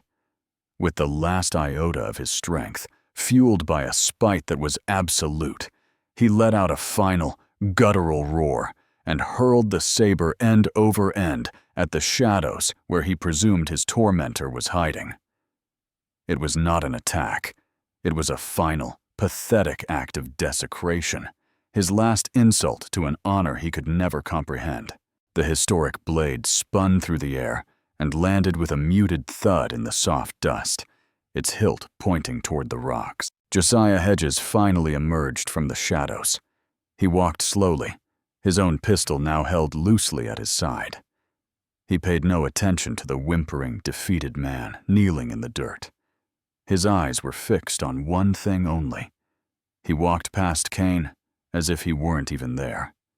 He stopped before the saber, its familiar shape a welcome sight in the pale moonlight. He knelt down, and with a reverence that was almost a prayer, his fingers closed around the wire-wrapped leather grip. He lifted it, the familiar weight settling into his hand. A lost part of his own soul returned. The promise had been kept. The honor of the blade was reclaimed. In the profound silence that followed Cain's defeat, the only sounds were the soft whisper of the night wind and the pathetic, ragged sobs of the captured outlaw leader. Josiah stood over his prisoners, the reclaimed saber held loosely in his hand, its familiar weight a comforting anchor in a world that had been tilted on its axis. His personal war was over. He felt no triumph, no elation, only the quiet, solemn satisfaction of a promise fulfilled. He waited, a solitary guard under the cold, impartial light of the moon. He heard them before he saw them, the steady, rhythmic beat of multiple horses approaching at a determined pace. He raised the saber, his body tensing for a new threat, wondering if Cain had other men, a second wave he didn't know about. He moved back into the shadows of the rocks, his eyes straining to pierce the darkness. Then they came into view, silhouetted against the pale glow of the eastern horizon. It was a posse of 4 riders, led by a distinctive, one-armed figure. It was Marshal Elias Vance. The marshal and his small posse, which Josiah now recognized included Gus the blacksmith and 2 other grim-faced townsmen, reined in their horses, their expressions a mixture of awe and disbelief. They had ridden hard, expecting to find the aftermath of a bloody, chaotic gunfight. They had imagined finding Josiah's body, or perhaps a scene of mutual destruction. They did not expect to find this. The scene before them was not one of chaos, but of chilling, methodical order. Cain's 2 youngest men were tied back to back with their own belts, sitting in the dust with vacant, traumatized stares. The unconscious Boone was being looked after by the terrified cantina owner, and Jedediah Cain himself was on his knees, his gun hand a bloody ruin, glaring up at Josiah with eyes full of pure, impotent hatred. It was not a battle scene. It was the end of a masterfully executed military operation conducted by a force of 1. Marshal Vance's eyes swept past the broken outlaws, past the silent cantina, and settled on Josiah. The old soldier was not gloating. He was not standing over his vanquished foe. He was sitting on a rock, his back to the prisoners, and he was carefully, reverently, cleaning the dust and grime from the blade of the cavalry saber with a strip of cloth from his own shirt. His entire being was focused on this single, quiet act of restoration. It was as if nothing else in the world mattered. Vance swung down from his horse, his movements stiff. He walked slowly toward Josiah, the sound of his boots crunching softly in the dirt. Gus and the others stayed back, holding their rifles, watching the encounter with a shared sense of wonder. "We came as fast as we could," Vance said, his voice raspy. The words felt lame and inadequate, and he knew it. "After what that prospector told me, I figured you might need a hand." Josiah didn't look up from his task. He drew the cloth down the length of the scarred blade, his touch gentle. "The fight is over, Marshal," he said, his voice quiet. Vance stood there for a long, heavy moment, the silence stretching between them. He looked at the defeated gang, then back at the solitary old man. The full weight of his misjudgment, of his own bitter cynicism, crashed down on him. He, the lawman, had stayed behind, hiding behind his past, while this man, whom he had condemned as a fool, had gone out and done the law's work for it. "I was wrong about you, Hedges," Vance said finally, the admission costing his pride dearly. "I saw an old soldier chasing a ghost. I didn't realize you were the ghost." It was the most profound apology the cynical lawman was capable of making. It was an acknowledgement of Josiah's power, his skill, and the righteousness of his cause. Josiah paused his cleaning. He finally lifted his head and looked at the marshal, his faded blue eyes clear and steady. There was no triumph in them, no hint of, "I told you so." There was only a deep, weary understanding between two men who had both been shaped and scarred by the same war. "The ghosts are theirs now," Josiah said, gesturing with his head toward the captured men. His personal mission was complete. He had reclaimed the saber. He had kept his promise. The rest was a matter for the world of men and their laws. He stood up and held the saber out, not as a weapon, but as evidence. "They're your prisoners, Marshal. I believe this belongs to the U.S. government, and I reckon these men have a long list of crimes to answer for." Vance looked at the legendary blade, then back at Josiah. He finally understood. The old man hadn't been chasing a piece of steel. He'd been chasing a piece of his own soul. With a slow, respectful nod, the marshal signaled for his posse to come forward and secure the prisoners. Justice, late but resolute, had finally arrived in the desert. The ride back to Redemption's Hope was a strange and silent procession. It was not a triumphant parade of heroes, but the somber return of men who had stared into the abyss. Marshal Vance and his small, hastily formed posse led the captured outlaws, who were now bound and slumped in their saddles, their arrogance replaced by a sullen, empty despair. Josiah rode at the rear, keeping a watchful eye, the reclaimed saber now safely stowed in its long leather sheath, its familiar weight a comforting pressure against his leg. He was no longer a hunter, but a guardian, seeing his duty through to its final, quiet conclusion. When they entered the town's single street, the people emerged from their homes and businesses. There was no wild cheering. They simply stood and watched in a kind of hushed, collective awe. They saw the captured villains, and their relief was palpable. But their eyes were drawn to the solitary old man on the roan, the one who had walked out of their town a beggar and returned its quiet, undisputed champion. Ben, the stable hand, started to let out a whoop, but it died in his throat as he took in the solemnity of the scene. This was not a moment for celebration. It was a moment for reverence. Marshal Vance, with a newfound efficiency, oversaw the disarming and imprisonment of Kane and his men in the town's 2 small jail cells. The heavy steel doors clanged shut, a sound of finality that echoed through the entire town. The threat was over. The law, however late, had taken control. Later that afternoon, Josiah found himself in the marshal's office. Vance had taken the saber from its sheath and was carefully, respectfully, wiping the last specks of dust from the brass guard with a soft cloth. He handled it not as a weapon, but as the historical relic it was. The silence between the 2 old soldiers was comfortable, built on a new, hard-won understanding. "Gus and the town council took up a collection," Vance said, not looking up from his work. "A reward for what you did. They're grateful." "I don't want a reward," Josiah said simply. "I got back what was mine." Vance nodded as if he expected this answer. He set the saber gently on his desk. "You know," he began, his voice hesitant, "this town is still short on law. and I'm still short one arm. A man with your particular skills would be a valuable asset. I could deputize you for real, pay a steady wage, give you a place to hang your hat." It was more than a job offer.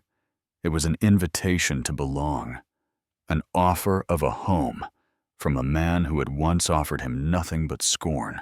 Josiah looked at the tin star sitting on the corner of the desk, the symbol of the life Vance was offering. A life of civic duty, of community, of putting down roots.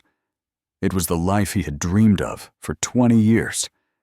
But he knew, with a certainty that was as solid and unyielding as bone, that it was a life he could never truly lead. "I thank you for the offer, Marshal," he said, his voice imbued with a quiet sincerity. "But I'm no lawman. I was a soldier, once. That was a lifetime ago." He was drawing a clear line in the sand of his own identity. The man who could plan a siege and face down killers was a man he had to be, not a man he wanted to be. To stay would be to keep that man alive, always on call. He gave a slight nod to Vance and walked out, leaving the marshal alone with the saber and his thoughts. Josiah went to the livery, where young Ben had already brushed Promise down until her coat shone, and given her a double ration of oats. The reunion between man and horse was a quiet, profound moment. As Josiah slowly and methodically saddled his own horse, he felt the rightness of the world settling back into place. He wrapped the saber carefully in a new piece of canvas Gus had given him and secured it in its sheath, the long overdue act of respect feeling like a final prayer. When he led Promise out into the street, the town was watching. They knew he was leaving. No one tried to stop him. They understood, on some instinctual level, that he did not belong to them. He was a force of nature that had passed through their lives, a storm that had cleared the air. He mounted Promise, the movement smoother now, less pained. He looked at the town, at the faces of the people he had saved. He saw Ilara emerge from the general store, and their eyes met across the dusty street. She gave him a small, sad smile of understanding, a farewell that needed no words. Josiah Hedges turned his horse, not east, toward the life he had known, but north, toward the vast, unknown territories. He rode out of Redemption's Hope at a slow, steady walk, a solitary rider with his promise reclaimed, a man who had found his honor, but had accepted his solitude. He did not look back.